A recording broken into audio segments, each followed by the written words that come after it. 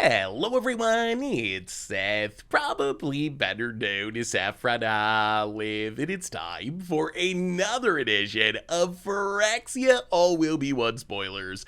So we've reached day number 2 of spoiler season, and thankfully, not quite as epic of a day as yesterday. Oh my goodness, we had, I think, the longest spoiler video of all time yesterday. So many cards to talk about. Today, though, we got some really interesting stuff. We got maybe the best dinosaur ever, a dragon that can do some bonkers things, or nothing, some callbacks to old Mirran and new Phyrexia cards, some really spicy stuff. So I'm hyped to talk about it. Before we do, 2 quick reminders. Number 1, if you need some of these cards, snag them from our amazing sponsor Card Kingdom over at cardkingdom.com/MTGGoldfish. Number 2, to keep up on all the latest spoilers throughout the day, you should head on over to MTGpreviews.com. Anyway, let's talk the ridiculous awesomeness of Phyrexia All Will Be One. First up, we got a mythic artifact that calls back to a pretty iconic card from Mirran's past in Staff of Completion. So Staff of Completion, 3-mana artifact. It has 5 different abilities. Tap it, pay a life, destroy target permanent you own. Tap it, pay 2 life, add a mana of any color. Tap it, pay 3 life, proliferate. Tap it, pay 4 life to draw a card, or pay 5 mana, not life, mana, to untap Staff of Completion. So Staff of Completion, it calls back to Staff of Domination, which is a pretty iconic card. The main role of Staff of Domination is to be an infinite mana payoff. It's pretty expensive to just play for value, but if you can make infinite mana, because Staff of Domination can untap itself just like Staff of Completion, you get to draw your entire deck, you get to gain infinite life, you win the game essentially with infinite mana and Staff of Domination. Staff of Completion doesn't do that. Because its modes other than untapping require life, even with infinite mana, meaning you can untap Staff of Completion an infinite number of times, you don't just win the game, because you're gonna run out of life before you actually draw your entire deck or whatever. So the way these cards are gonna play is gonna be very different. So let's look at what these abilities actually offer. So first off, pay 1 life to Despotic Scepter. You might be wondering, wait, why would I want to destroy a permanent that I own? On level 1, it's kind of a sack outlet if you want to trigger your Blood Artist or whatever. It can get that done, but there are some sweet shenanigans here that we'll talk about in a minute. It's pretty narrow. Most decks don't care about destroying their own permanents, but there are things that Mode can do. The second mode, it turns into a 3-mana mana rock. I love 3-mana mana rocks with upside. I'm a big believer in those in Commander in specific. I'm not on the, oh, you can't play 3-mana mana rocks train. I think your 3-mana mana rocks seem to have upside though. On one hand, Staff of Completion, it does have a lot of upside. You can proliferate with your mana rock. You can draw a card with your mana rock. You can blow up your own permanent with your mana rock. The problem is, paying 2 life every time I want to make mana with Staff of Completion, that is an issue. Like, yes, Commander, you start with 40 life. Maybe that's fine, but especially in 20 life formats, Standard, Pioneer, Modern, that's going to add up. That is 10% of your starting life total every time you make a mana with this. That is a big ass. So I don't think you can just play this as a mana rock. Proliferate is nice in certain decks. Drawing a card, never going to be bad, although 4 life is a lot. And then you get to untap it, similar to Staff of Domination, but for a lot of mana. So I think to play this card, you need to have a very specific plan. Like, if you're going to put Staff of Completion in your deck, I don't think you can play it as a 3-mana mana rock with upside. I hope I'm wrong, because the card's sweet, and like I said, I love 3-mana mana rocks, but I think that the 2 life aspect of making mana is going to keep most decks from using it. So I think if you put Staff of Completion in your deck, you need to have a specific plan to make it work. So in 60 card formats, I think there's 2 places where this is kind of exciting. One is your deck intentionally wants to lose life. So probably the best example of this is Death Shadow. If you're a Death Shadow deck, you want to get your life total as low as possible, as quickly as possible to grow your Death Shadow. Staff of Completion's pretty sweet. Like, pay 4 to draw a card. That's actually absurd in a Death Shadow deck because you're also growing your Death Shadow. So I could see it seeing play there. Also, some really janky plans if you want to try to get like the near-death experience win by getting to exactly 1 life, or maybe access to mortality. You're going to exchange life totals with your opponent. Staff could see play there as well. The other place that this interests me in 60 card formats is to get rid of permanents that might kill you. So we've seen in the past like Demonic Pact Harmless Offering decks. In Standard right now, we got Archfiend of Draws with Fateful Handoff, with the idea being you play these permanents that are eventually going to kill you, but then give it to your opponent before it kills you.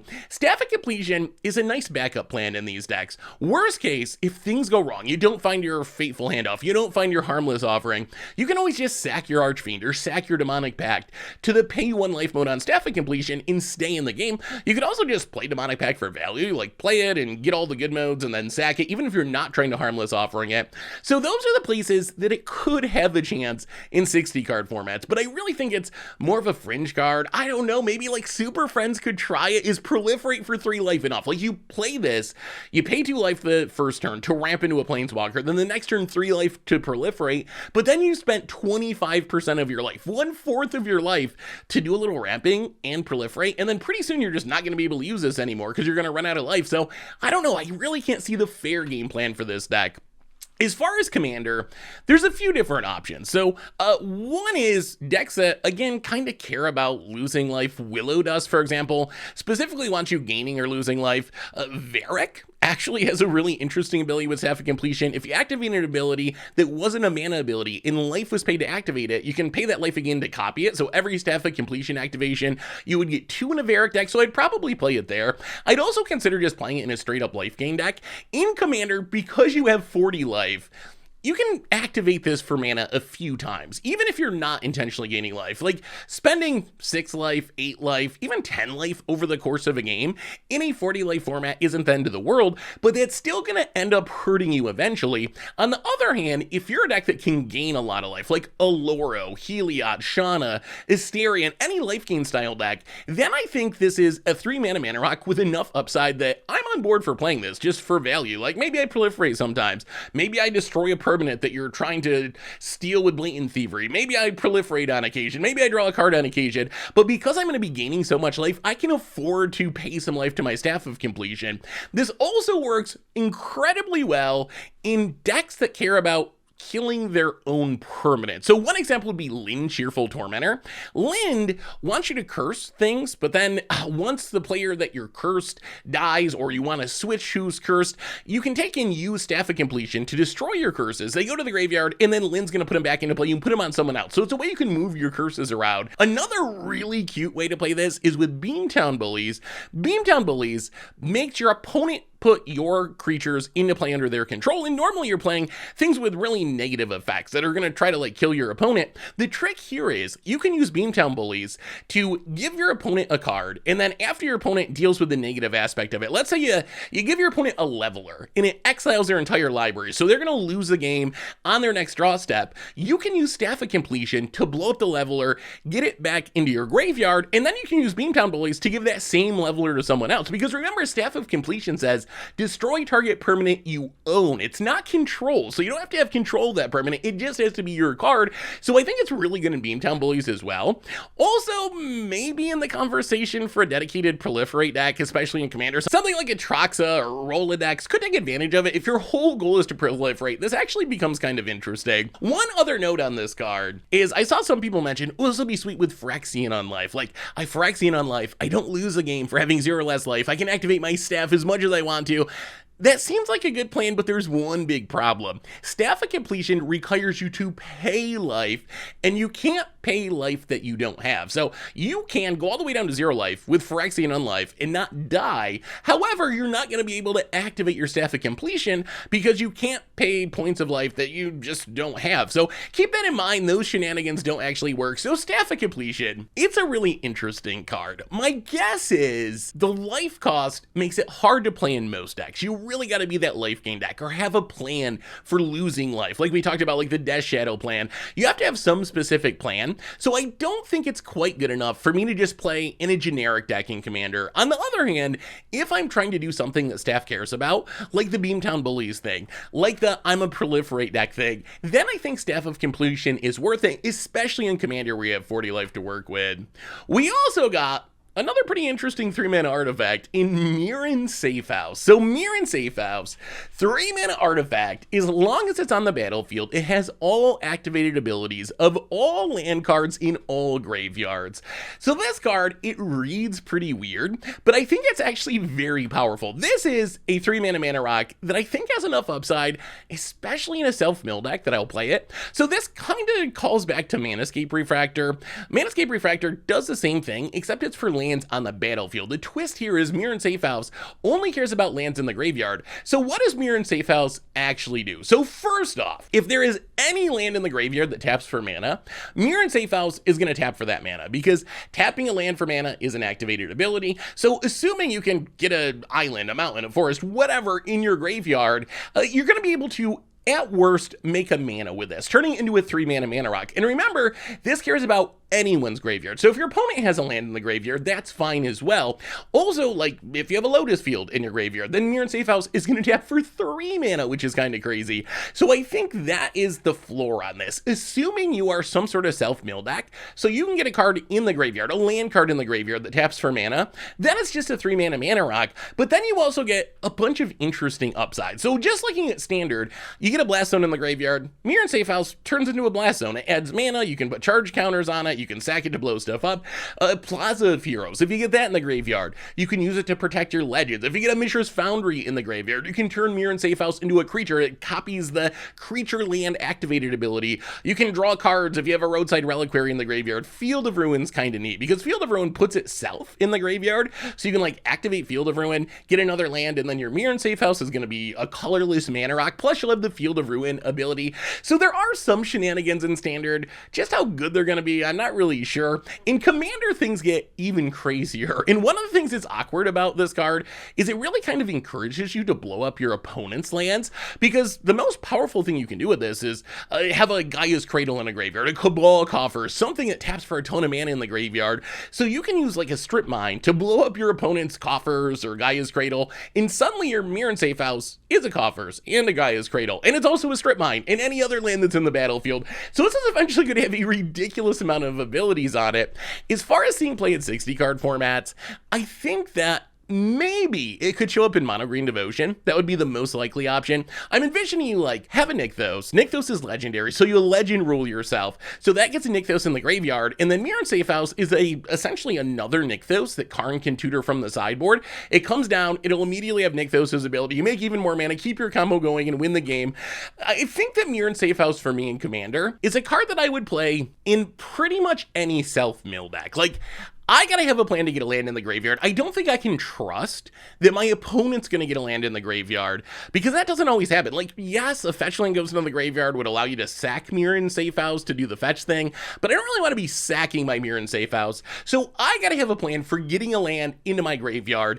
If my deck can do that consistently, then I think Mirran Safehouse is actually pretty good. Like, because like we talked about, the floor is, it's a 3-mana mana rock if you get a land in the graveyard, and then you have the upside that sometimes it's gonna be a Cabal Coffers, or a Gaia's Cradle, or a Strip Mine, or a powerful creature land, or a Lotus Field, and I think that upside is enough to make it worth it. Like, Celestis, for example, is a card I play in almost every Commander deck, even though it's 3 mana, because I think it's got enough upside. Mirran Safehouse, the same thing, as long as your deck is good at getting lands into the graveyard. So Mirran Safehouse, really interesting card.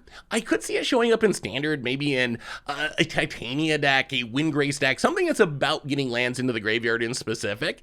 Maybe there would be enough upside there, especially if you have some unique lands with activated abilities, turning it into a creature land, maybe Mono Green Devotion in Pioneer, and definitely a cool Commander card for decks that can stock their graveyard quickly. Next up, we got the completed version of Colossal Dreadball. Actually, really more Carnage Tyrant, but we have a absolutely ridiculous green card, like over the top ridiculous green card, Tyrranax Rex. It's a mythic. It's a 7-mana 8/8 Phyrexian Dinosaur. It says this spell can't be countered.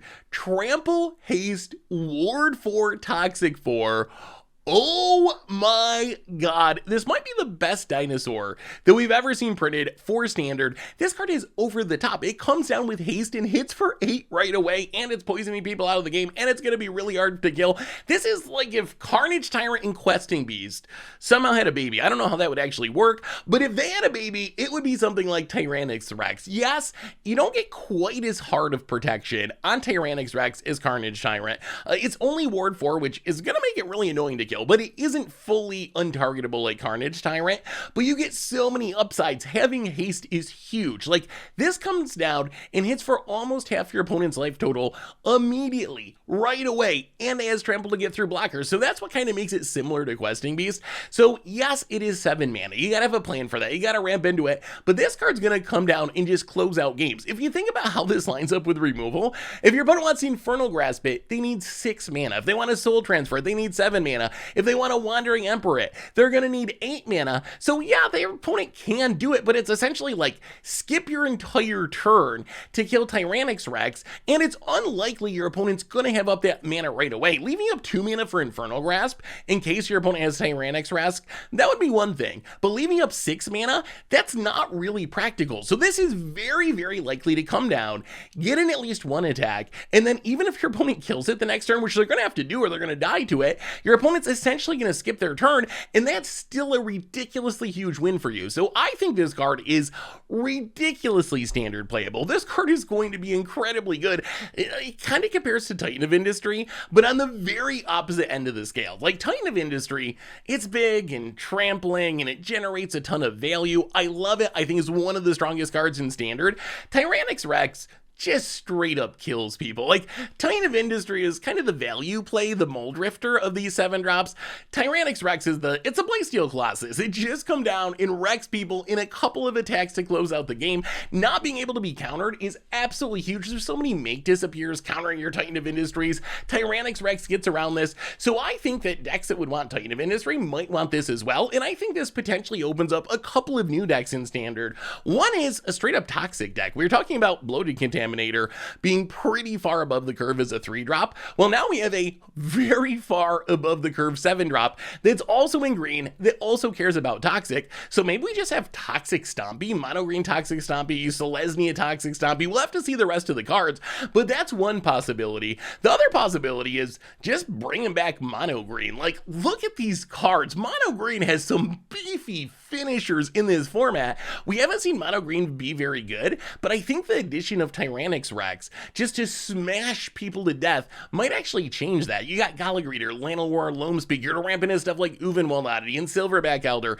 and Defiler Vigor, which can also ramp into Tyrranax Rex, or Nissus and Animus, another absurd finisher for a Mono Green deck. So it's looking like Mono Green might have a pretty realistic shot to actually be very strong in Standard. So I am really hyped to try Mono Green. So Tyrranax Rex, it's ridiculous. I'm at a loss for words. There is so much power in toughness, so many abilities on this card that I think this is going to be a really impactful Standard card. And then, of course, if you're trying to poison people out of the game or playing a Dinosaur deck or a Phyrexian theme deck in Commander, you'll jam it in there as well. But this card is just, it's ridiculous. It's absolutely ridiculous.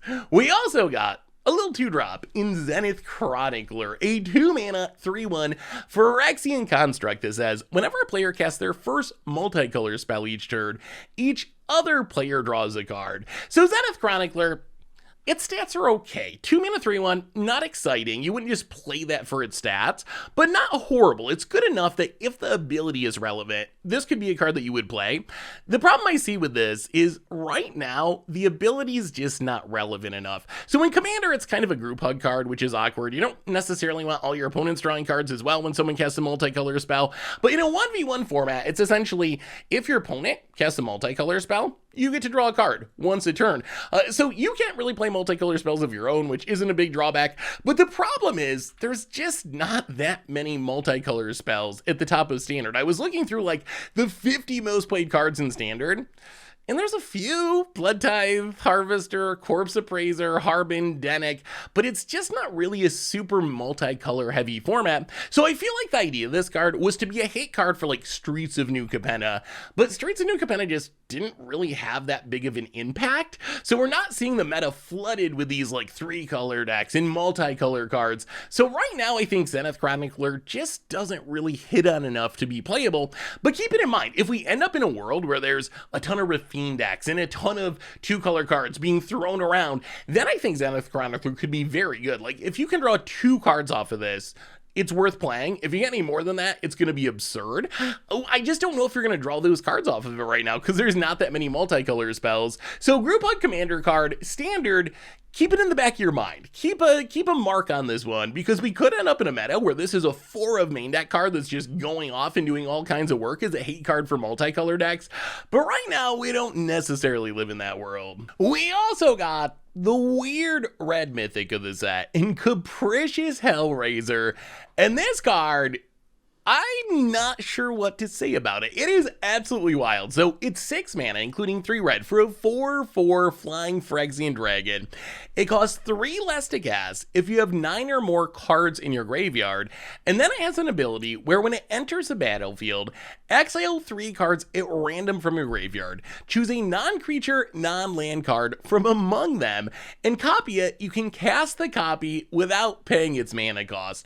So this card is incredibly hard to break down because it has the most ridiculous amount of variance that we've seen in quite a while. So let's start with just the creature itself, and then we'll talk about the ability. So we know that a 4/4 flying mythic dragon with some upsides costs 4 mana these days. Leyline Tyrant, Itsushi, Moonveil Regent, and honestly, at 4 mana, most of these cards haven't actually been that playable.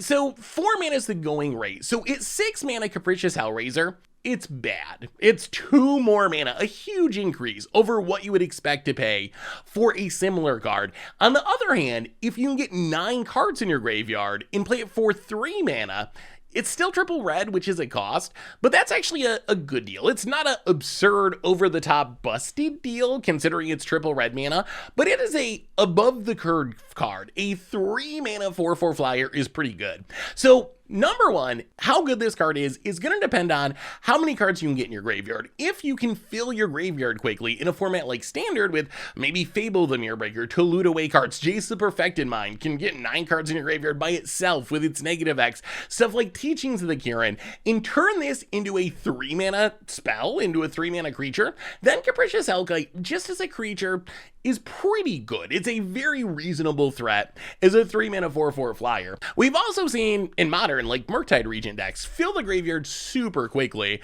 So in Modern, getting 9 cards in your graveyard really isn't a big deal if that's something you're trying to do. Between free spells like Mishra's Bauble and Fetch Lands and Dragon Rage Channelers and Self Mill and Dredge, you can get 9 cards in your graveyard at lightning speed. The question is going to be, is Capricious Hellkite actually worth it? In Modern, a 3 mana 4/4 flyer, it's okay, but that's nothing to write home about when you consider Murktide Regent is often, what, a 2 mana 8/8 flyer? It's just not that far above the curve in Modern. So let's assume we actually get this on the battlefield. The ability is where the variance of this card really shines through. So Capricious Hellraiser enters the battlefield. You exile 3 cards at random from your graveyard. So obviously, if you're casting it for 3 mana, you got at least 9 cards in your graveyard. So there's a lot of variance there. And then you get to choose a non-creature, non-land from those 3 cards, copy it, and play it without playing its mana cost. So this could be anything from literally do nothing to get a free Omniscience, depending on what's in your graveyard, how lucky you are with what you exile from the graveyard. You could exile Satyr Wayfinder and 2 lands, and you get nothing. You get a 3 mana maybe, or a 6 mana 4/4 flyer, which is nothing at all. On the other hand, if you exile well and get lucky, you could be casting a free Omniscience, a free Enter the Infinite, a free Elrond's Epiphany, another extra turn spell in Standard, one with a Multiverse Portal to Phyrexia, which probably just wins you the game. So this ETB trigger ranges from quite literally do nothing at all, like literally nothing at all, to quite literally win you the game on the spot. This is going to lead to some really swingy moments. So is this card actually good?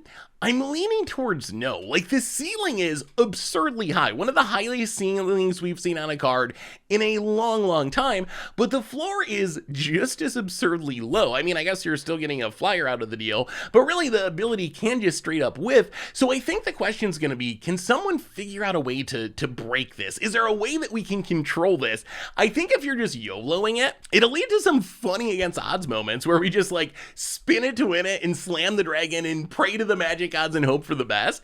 But I don't think it's really gonna be a good card if you're just hoping that the randomness works out in your favor. So how can we control it? You gotta go through a lot of steps. You gotta like perpetual timepiece or loaming shaman to shuffle stuff in from your graveyard, maybe relic of progenitus to exile the cards you don't want in the graveyard to increase your odds of actually hitting what you do want. Although then if you're exiling and shuffling in your graveyard, then Capricious Hellraiser is gonna be more to cast. Although I guess you can like do some shenanigans where you get a bunch of cards in your graveyard and cast Capricious Hellraiser for 3 mana, and then with it on the sack, use Perpetual Timepiece to like shuffle in the bad stuff and get the good card.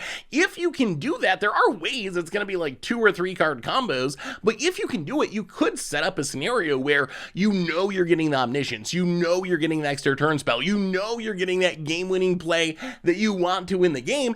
Is it going to be worth it in a competitive deck to do that? Probably not. Is it going to be hilarious in an against the odds deck when it works? For sure. In Commander, Entomb is pretty interesting. Like, if you have an empty graveyard, you can Entomb and then Capricious Hellkite, and you know that you will be able to cast whatever you Entomb for. So you guarantee that Omniscience, you guarantee whatever it is you're looking for, that portal to Phyrexia, which is fine. And in Commander, the ETB trigger, I think, is the selling point. Although, again, here there's still risk. You gotta somehow make sure your graveyard's empty. You gotta make sure that you're not incidentally getting fetch lands or other spells or creatures or get wrath and have your graveyard be full. So I really don't know what to think about this card. My gut is, and boy, I'm probably gonna regret saying this. My gut is it's bad. My gut is it's an against the odds card, and it's going to be really funny, and we're going to build a deck around it, and we're going to lose a lot, but sometimes we're going to cast an Omniscience for free and just absolutely do hilarious things. That's my initial take on this card, although the error bars are really wide on this one. This could be like a broken card and I'm missing it, and it's actually like somehow getting that Omniscience consistently and like the most broken thing in the entire set.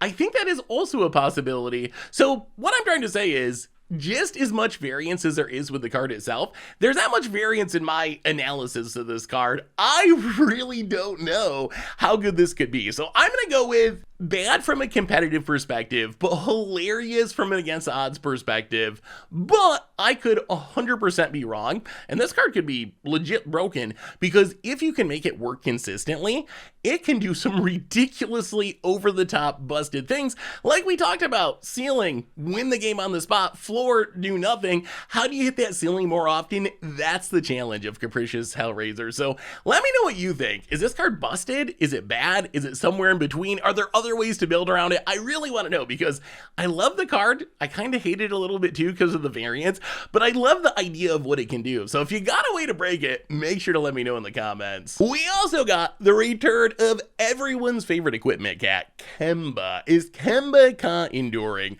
So new Kemba, 2-mana 2/2. It's a white legendary cat cleric. It says when it or another cat ETBs under your control, attach up to 1 target equipment you control to that creature. Equipped creatures get +1/+1, so also kind of a lord for equipped creatures, and pay 5, make a 2/2 white cat creature token, which then you can put an equipment on. This card actually does a lot for 2 mana. So obviously Kemba gonna be good in Commander. We'll come around to that in a minute, but can we make this work in Standard or in other 60 card formats? So the first thing I looked at is, do we have enough cats to make a cat equipment deck in Standard? And surprisingly, I think the answer is yes. Like Lion Sash, Jetmir, Black Market Tycoon, Mage's Attendant, and Neshoba Brawler. If we go Naya, we have enough cats that we can fill our deck with cats, fin equipment, and throw in some removal, and actually have a deck. I don't know if it's a good deck, but it sounds like a sweet deck. So I'm excited to try cat equipment in Standard. We also have a few equipment that are good. Hopefully we get some more. I think the most powerful thing you can do with Kemba is turn 1 equipment, turn 2 Kemba, equip for free. Right now we have like Luxor, not really great, Eater of Virtue, kind of fringe. The most exciting equipment's actually Rabbit Battery, I think. Turn 1 Rabbit Battery, turn 2 Kemba, put the battery on the Kemba. The end result is you're gonna have a hasty 4/4 attacking Kemba, which is actually super aggro. Even in 2023 Magic, that's a really fast start. So I think that's the best thing we can do so far. There's also some sweet shenanigans with kind of high equip cost reconfigure cards. My favorite's probably Cloudsteel Kieran, also Reality Chip for card advantage. But Cloudsteel Kieran, it's kind of busted on a creature. It turns a creature into a Platinum Angel, which is ridiculous. The problem is it's 5 to get it on a creature. Kemba gets around this. You play your Kieran, you play your Kemba, you just put your Cloudsteel Kieran on it for free, play another cat, do it for free. Maybe my favorite part is in the late game, you can use Kemba's cat creation mode at instant speed. So you got your Cloud Kieran sitting out, you leave your mana up, your opponent goes to kill you, you're like, make a cat token, equip Cloudsteel Kieran to it, I have a Platinum Angel, I can't lose a game, you can't win the game. So that seems absolutely hilarious. Plus remember, we know we're getting more good equipment in Phyrexia. We've already seen for Mirran, that name. And we know we're getting another Sword of X and Y. We'll see how good it actually is. Probably not Fire and Ice good, but hopefully the sword is pretty decent. So the more good equipment we get from Phyrexia, the better Kemba gets. Also, in other formats, maybe you can make it work with Hammer Time. I don't think it's good enough for modern Hammer Time. I think it's just too slow. The big issue is it can only equip to itself for the cat that came into play. So you can't do the like core outfitter thing where you're like turn 1 Ornithopter Hammer, turn 2 Kemba, put the hammer on the Ornithopter. That doesn't work with Kemba. It can only equip the hammer to itself or the cat coming into play, so you don't get to attack with it right away. So probably too slow for modern, but I don't know, cat hammers in Pioneer maybe could be fun. In Commander, like Argentum Armor, the higher the equip cost, the more value you're getting out of that free equip. Speaking of Commander, there's enough cats that care about equipment to make a sweet Kemba deck. You got old Kemba, Leonin Securi, super underrated. Equipping for free makes it really hard for players to attack or block into you.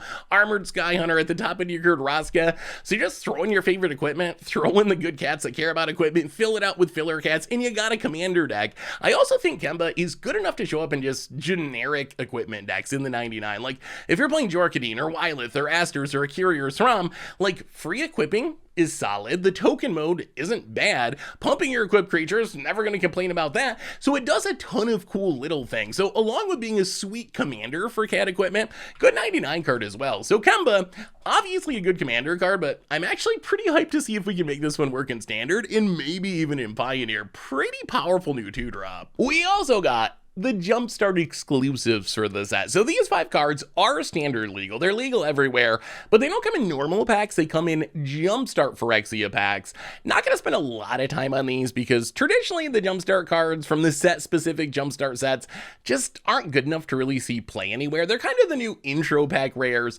None of them are horrible. They're just all a little bit overcosted or underpowered to really see play. Kinzu is actually the one I'm most interested in. We'll wrap back around to that. Might Overseer, the white one, 4 mana 4/2, just not enough stats. It does have kind of a cute ability for some sort of toxic token deck, pumping your tokens during your turn, giving him first strike for 4 mana or maybe 3 in a Phyrexian white mana, making a Phyrexian might, but its stats just aren't big enough. It dies to play with fire.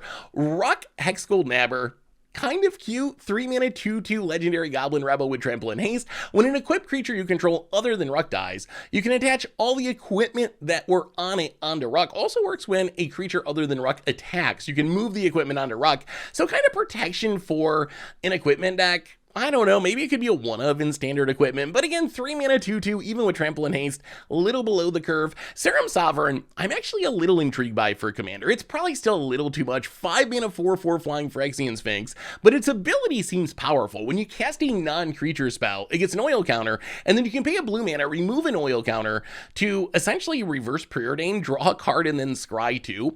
And I can imagine this card really doing some work in a spell slinger deck. You like, play this, you sling some spells, you get some oil counters, and then pay 3, 4, 5 mana, Preordain a few times, refill your hand. So 5 mana might be a little bit too slow, and it does need to sit out on the battlefield for a turn or two to really do its thing. But if it gets going, it can really snowball the card advantage. And then Goliath Hatchery could be interesting for a toxic deck, I guess. 6 mana enchantment. ETBs make 2/3/3 green Phyrexian Beast creature tokens with Toxic 1, and then Corrupted. If an opponent has 3 or more poison counters, at the beginning of your upkeep, you get to draw a card cards equal to the toxic value of a creature you control. So far we've mostly seen like toxic 1, like the beast tokens it makes. So if that's your biggest toxic number, you're drawing a extra card each turn. We did see that one uncommon that has toxic 6, not very good. It's like 6 mana or 7 mana or something. Not good enough to really see play, but if you have a huge toxic number, it can draw a lot of cards. But again, 6 mana for 2/3/3s, even with some upside with the card draw, probably not going to make it outside of a dedicated toxic deck. As far as Kinzu of the Bleak Coven, 5 mana 5/4 flying legendary Phyrexian vampire. When another non-token creature you control dies, you can pay 2 life and exile it. If you do, you create a token that's a copy of it, except it's a 1/1 with toxic.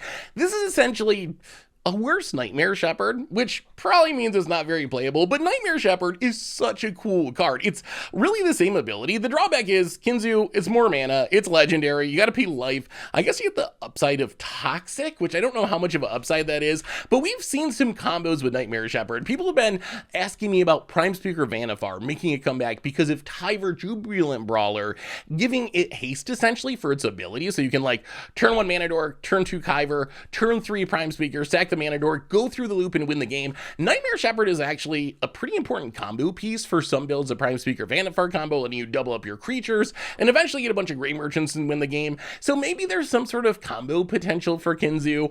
I could see playing it in like a vampire deck in Commander, especially a sack themed vampire deck like Anj or Henrika Dominithi. I don't know if I'd play it in generic vampires, but if you're intentionally sacking your vampires, being able to like Anj, sack a creature with a Blood Artist out, drain, and then get a copy of that creature back, maybe with the ETB trigger or whatever, actually seems kind of sweet. That said, Nightmare Shepherd, it didn't really see that much play in Standard. It was kind of a combo piece and a fringe card, although I loved it and played it quite a bit. And it doesn't really see that much Commander play either, in part because people don't really want to exile their creatures. A lot of people would rather like leave it in the graveyard in a black deck so you can reanimate it or Eternal Witness it. So we'll have to wait and see, but I do think Kinzu is the most intriguing of the Jumpstart cards to me. Moving into the world of uncommons, we got a pretty exciting counter spell in Minor Misstep. For 1 blue mana, instant speed, it counters target spell with mana value 1 or less. So this calls back to Mental Misstep, a card that literally broke multiple formats when it came out, which kind of did the same thing, countered something with mana value of 1, but for free because it had Phyrexian mana. And this card quickly got banned in Legacy. People at first played it to actually counter 1-drops, and then everyone else had to play it to counter the Mental Missteps.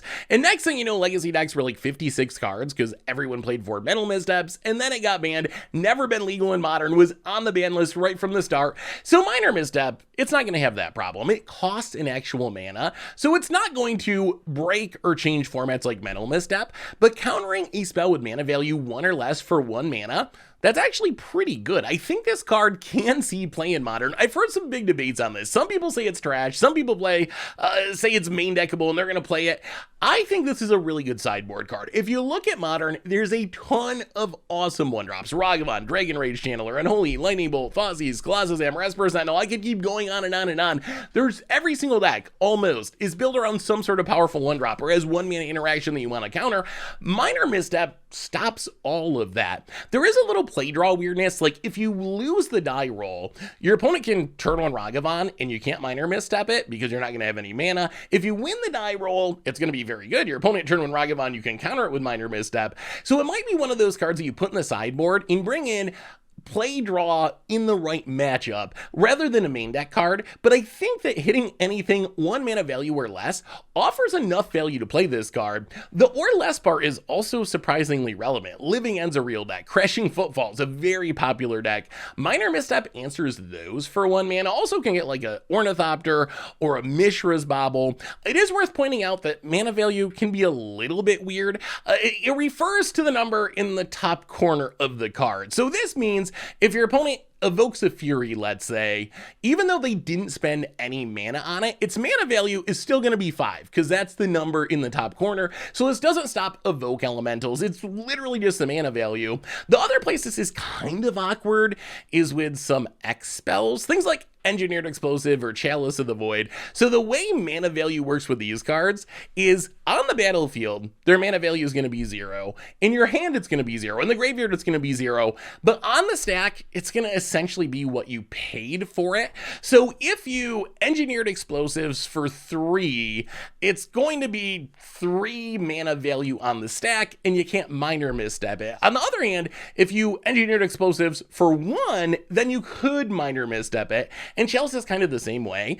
Depending on how much mana is paid, you may or may not be able to counter it with your minor misstep. So this is essentially competing with Spell Pierce and Flusterstorm, but it serves a very different role. Like, it's not going to get everything that those spells do, but it's going to get things that those spells don't. The Ragavans, the Esper Sentinels, the Colossus Hammers, which not all of the Flusterstorms and Spell Pierces of the world get. So I think Minor Misstep is another sweet addition to modern sideboards. I don't think this is going to revolutionize the format or anything, but I think this card is very playable, and we're going to see it showing up in quite a few sideboards because there's so many powerful one-drops that you need to answer. We also got a pretty interesting standard removal spell, an Anoint with Affliction. So 2 mana in black is an instant, you exile target creature if it has mana value 3 or less.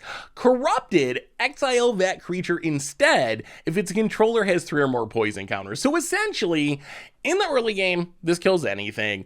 Late in the game, if you are a deck that can give your opponent poison counters and you can turn on Corrupt, this gets rid of anything for 2 mana, which is super powerful. Like, 2 mana exile anything is a really good removal spell. This is also just a random common. So I think this card could be standard playable. Obviously, if you're a corrupted deck and you can consistently give your opponent poison counters, this is an all-star. It's going to be probably the best removal spell in the format for your deck, but let's assume you're not a corrupted deck. I think this card still has some value. So exiling gets rid of things permanently, so the Denix not coming back from the graveyard, the Tenacious Underdog isn't blitzing you into oblivion. So against certain threats, exiling is actually super relevant. The question is, where does this fit in the suite of black removal spells? Black decks have incredibly good removal in standard right now. Cut down, really good early. Infernal Grasp, go to the throat, pretty much kill anything for 2 mana. Soul Transfer, another exiled card, and offer some additional value, potentially returning stuff to your hand.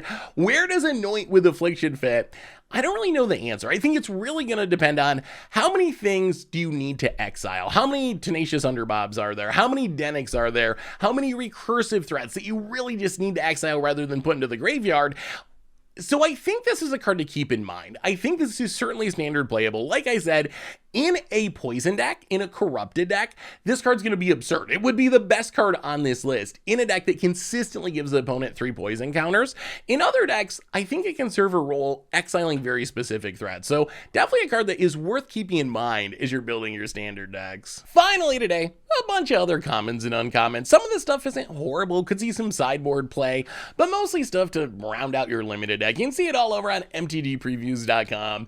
So that brings us to the end of our daily Phyrexia All Will Be One spoilers for today. So what do you think? How busted is that Tyrranax Rex? What about the Phyrexian Staff of Domination? Is that better than I give it credit for? All the other cards? Let me know what you think in the comments. Thanks for watching, everyone. I hope you enjoy it. And I'll be back tomorrow with more daily Phyrexia All Will Be One spoilers. So until then, have a wonderful day, and I will talk to you soon.